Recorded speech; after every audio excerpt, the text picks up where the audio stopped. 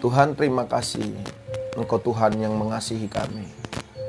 Sebentar kami mau belajar firman Tuhan, merenungkan kebaikan-Mu pagi ini. Terima kasih Tuhan, terima kasih, terima kasih. Urapi kami di tempat ini, urapi setiap kami dimanapun kami berada. Terima kasih Yesus. Dalam nama Yesus kami berdoa. Kami siapkan hati kami mendengar firman Tuhan sebagai perenungan kami Tuhan pagi ini. Terima kasih dalam nama Yesus. Amin. Selamat pagi, shalom. Selamat pagi teman-teman dimanapun berada. Hari ini kita katakan Yesus kita baik. Dia tidak pernah salah, dia tidak pernah berhenti mengasihi kita. Dia tidak pernah berhenti mengasihi setiap umatnya. Kenapa? Karena dia kasih itu sendiri. Dia tidak pernah membiarkan kita sendiri karena dia Immanuel. Dia Tuhan yang selalu menginginkan kita ada bersama dengan dia. Pagi ini saya memberikan perenungan sebelum kita melakukan aktivitas, dan selamat hari Minggu bagi rekan-rekan yang ingin beribadah secara offline maupun online. Tapi pagi ini kita tetap datang di kaki Tuhan. Kita bersyukur karena sepanjang malam Tuhan berikan waktu bagi kita itu. Waktu istirahat yang cukup, kita sehat dan kita bisa bangun. Itu kesempatan yang luar biasa. Kalau detak jantung kita masih berdetak, nafas kita masih berhembus, kita masih hidup, itu karena kebaikan Tuhan. Masalah boleh ada, pergumulan boleh ada. Apapun persoalan yang kita alami saat ini, sakit penyakit, ekonomi, apapun itu tidak menjadi penghalang kita untuk datang kepada Tuhan. Dia Tuhan yang sudah menyiapkan segala sesuatunya bagi kehidupan kita. Kita tidak pernah khawatir dan takut. Kita tetap cari Dia, karena di dalam Tuhan ada pertolongan yang luar biasa. Pagi ini saya akan bicara tentang iman. Apa itu iman? Iman itu bukan hanya sekedar percaya, tetapi iman itu adalah trust, mempercayakan diri kita kepada Tuhan. Banyak orang hanya percaya kepada Tuhan. Oh, dia hanya percaya kepada Tuhan, tapi dia tidak mempercayakan dirinya kepada Tuhan.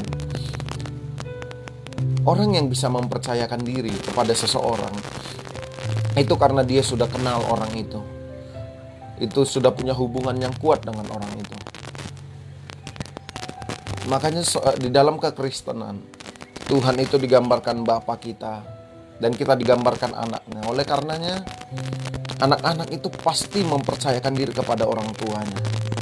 Karena apa? Karena punya hubungan anak dan bapak. Mungkin kita sering dengar cerita ini.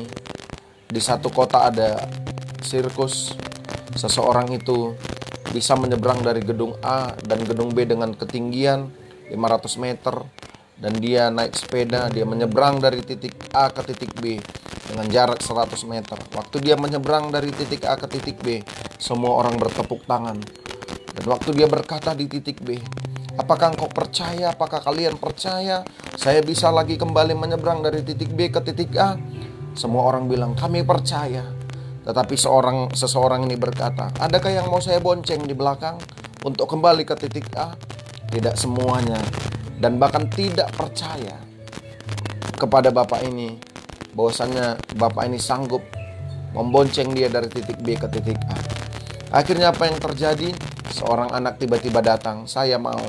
Dan anak ini dibonceng dari titik B ke titik A dengan ketinggian tersebut dan dengan jarak yang sedemikian rupa, dengan menyeberang dan bisa. Semua orang tepuk tangan. Waktu diwawancara, apa yang terjadi? Kenapa engkau berani? Dibonceng oleh seseorang itu. Dan seorang anak ini berkata, dia adalah bapak saya. Orang yang punya hubungan dengan seseorang yang sudah dia kenal, dia akan mempercayakan hidupnya kepada orang itu. Kalau kita bilang kita orang percaya kepada Tuhan, harusnya kita mempercayakan diri kita kepada Tuhan. Mari di waktu-waktu terakhir seperti ini, kita mempercayakan diri kita sepenuhnya kepada Tuhan. Kita harus beriman dan trust kepada Tuhan. Alkitab mencatat di Ibrani pasal yang pertama, iman itu adalah dasar dari segala sesuatu yang kita harapkan dan bukti dari segala sesuatu yang tidak kita lihat. Iman itu adalah dasar dari setiap kehidupan kita. Itulah yang disebut dengan iman. Tapi bagaimana iman itu bisa timbul dalam kehidupan kita? Di tengah situasi dan fakta yang terjadi pada hari-hari ini. Saya mau katakan faktanya kehidupan kita susah. Faktanya kehidupan kita mengalami persoalan. Faktanya kita mengalami banyak tekanan. Semua kita berbicara dengan fakta. Tapi kebenaran firman Tuhan berkata apa? Orang yang berharap kepada Tuhan, yang beriman kepada Tuhan, kebenarannya kita bisa hidup dalam kemenangan yang luar biasa. Jangan pernah turunkan standar firman Tuhan dalam kehidupan kita. Faktanya kehidupan kita susah, tapi kebenaran firman Tuhan berkata di titik atas. Firman Tuhan berkata orang yang berharap kepadanya, dia akan diberikan jalan keluar. Kita jangan turunkan firman Tuhan. Firman Tuhan biar tetap di atas. Fakta hidup kita yang harus kita ubah. Alkitab mencatat engkau akan naik dan bukan turun. Perhatikan, Alkitab berkata kita naik dan bukan turun. Saya mau katakan orang yang naik ke gunung itu perlu perjuangan, perlu sakit, perlu namanya waktu. Jadi jangan pernah turunkan standar firman Tuhan. Kalau firman Tuhan berkata kita lebih daripada pemenang, jangan pernah turunkan standar Alkitab dalam kehidupan kita. Kenapa? Karena faktanya kita masih belum berkemenangan. Faktanya memang kita masih dalam keadaan susah. Faktanya kita sepertinya kalah. Tapi dengar firman Tuhan berkata ujung-ujungnya anak Tuhan pasti menang. Tetap semangat meraih. Dengan apa? Dengan iman. Iman itu muncul dari pendengaran. Pendengaran akan firman Tuhan. Jadi iman itu muncul dari pendengaran. Kalau kita dengar-dengar firman Tuhan, kita dengar kata-kata yang positif, kita dengar sesuatu firman yang membangun, itu yang membuat iman kita muncul. Tapi kalau saudara dan saya mendengar hal-hal yang negatif, melihat persoalan itu dengan cara pandang manusia, dan kita mendengarkan, oh kamu tidak akan mungkin bisa, kamu tidak akan mungkin mampu, oh persoalanmu begitu berat.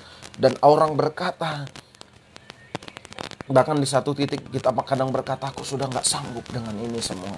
Tapi dengar saya sebagai hamba Tuhan berkata, kita tetap kuat, kita tetap semangat. Firman Tuhan berkata, jangan pernah lelah untuk mengiring Tuhan dan berharap kepadanya. Kita mempercayakan diri kita di tangan Tuhan yang hidup. Alkitab berkata kalau kita menyerahkan diri kita kepada Tuhan, tangan Tuhan yang hidup, Alkitab berkata orang benar itu tidak akan pernah jatuh tergeletak. Sekali dia jatuh, 7 kali dia bangkit.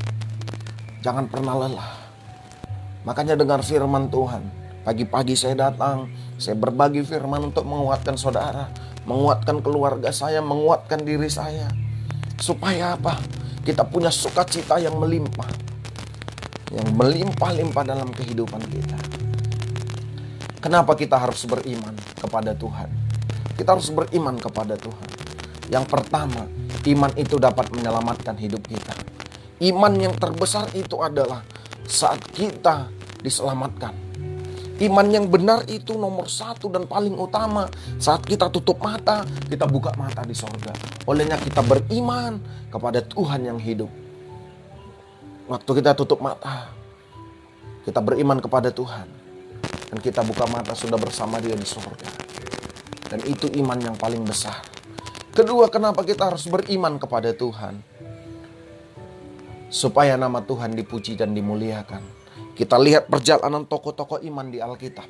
Semua yang terjadi, Abraham, Ishak, Daud, hakim-hakim, bahkan rasul-rasul, bahkan sekitar kita, kalau ada orang yang beriman kepada Tuhan, yang terjadi iman mereka membuat nama Tuhan dimuliakan. Yang ketiga, kenapa kita harus beriman? Supaya kita bisa mengalahkan musuh, yaitu iblis. Ingat Efesus 6 berkata, lawan kita bukan darah dan daging, tetapi penguasa-penguasa di udara dan roh-roh jahat di udara. Oleh karenanya, kalau kita punya iman, kita bisa mengalahkan itu. Dan kita bisa keluar dari setiap persoalan yang menimpa kehidupan kita. Makanya diperlukan iman untuk bangkit menjadi seorang pemenang. Diperlukan iman untuk mengalahkan setiap musuh-musuh kita, yaitu roh jahat di udara. Berapa banyak orang-orang Kristen sekarang saat dirinya letih, lesu dan berbeban berat, pergi kepada paranormal, pergi kepada dukun, pergi kepada orang-orang yang sepertinya mampu menolongnya. Padahal kita punya kuasa yang besar. Di dalam Tuhan, kuasa yang lebih besar. Di dalam Tuhan, roh Tuhan itu lebih besar. Roh yang ada pada kita lebih besar dari roh yang ada di dunia ini. Itu diperlukan iman. Yang keempat, kenapa kita harus beriman kepada Tuhan? Karena iman itu menghasilkan sukacita dalam kehidupan kita. Orang yang beriman pasti bersukacita di dalam kehidupannya. Orang yang beriman, dia tidak akan pernah bersedih dalam kehidupannya. Masalah boleh ada, persoalan boleh ada, tapi orang yang beriman, dia selalu bersukacita. Orang yang beriman, dia tahu ada pertolongan Tuhan. Dia tidak pernah tertekan dalam hidup, tapi dia selalu bersukacita. Mari kita orang-orang yang selalu beriman kepada Tuhan. Mari kita menjadi orang-orang yang punya semangat dan beriman kepada Allah kita yang dahsyat. Yang pertama, kepada siapa kita beriman? Kepada Tuhan.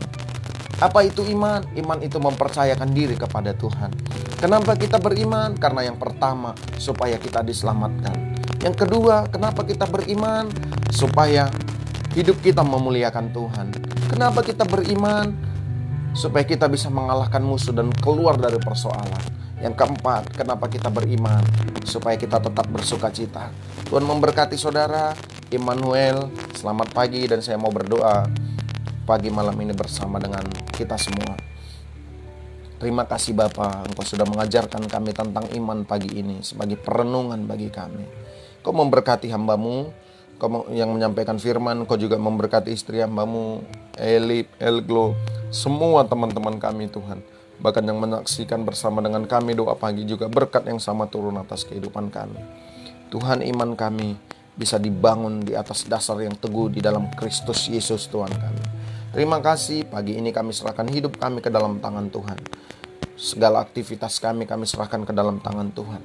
Hamba-Mu juga berdoa Tuhan, apapun yang kami kerjakan hari ini, itu semuanya memuliakan nama Tuhan. Dalam kami nanti memuji Tuhan, secara offline maupun online, Tuhan bersama dengan kami. Berkati kami, nyatakan mujizat-Mu bagi kami. Lindungi kami Tuhan dari semua mara bahaya. Berkati kehidupan kami, apapun yang kami kerjakan, Tuhan buat berhasil di dalam nama Yesus.